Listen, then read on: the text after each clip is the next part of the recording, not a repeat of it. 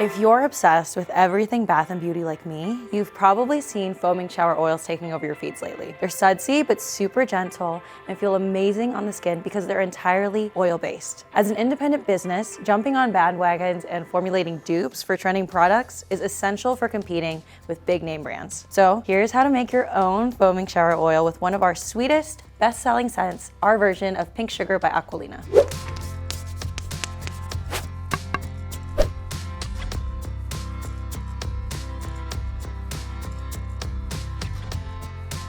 For this formula, you'll need a handful of oils and a certain special ingredient. This is Lumerol K5229. It's only hit the market in recent years and has been a secret staple in the bath and beauty industry for making bubbly, foaming oils. Of course, you can't forget your fragrance. As mentioned, I picked out our version of Aquilina's Pink Sugar, but your favorite skin-safe AFI fragrance will work just as well here. All it takes to make the shower oil is to stir all the ingredients together. No need for heating or emulsifying. First up is our main oil, which can be any odorless, skin-loving oil you have on hand. I'm using castor oil because I'd like my shower oil to be on the thicker side, but you can easily swap this out for something thinner like sweet almond oil. Then you'll need some mid-chain triglycerides, also known as fractionated coconut oil. This is what helps the Lumerol K blend into the formula so easily, which you can add right in with the oils. Lumerol K is a unique surfactant that's oil soluble and creates gentle, soft bubbles when lathered on in the shower. You can adjust how much you use to change how cleansing the oil is. A range of 40% to 60% of the total formula is recommended.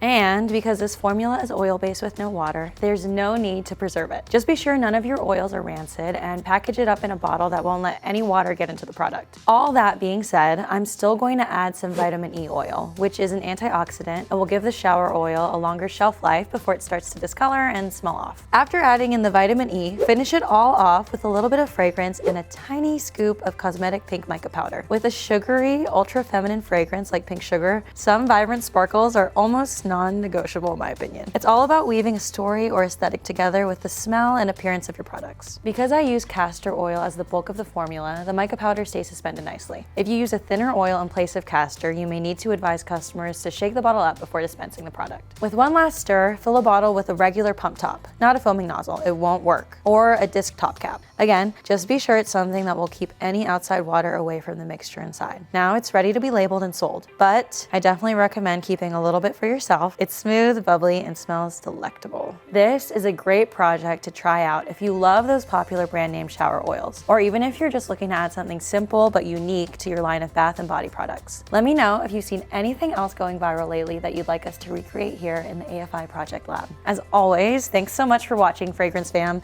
Be sure to hit that like button to help support our channel and subscribe to keep up with all the AFI news on top-selling fragrances, business tips, and monthly $1,000 giveaways. See you next time. Bye.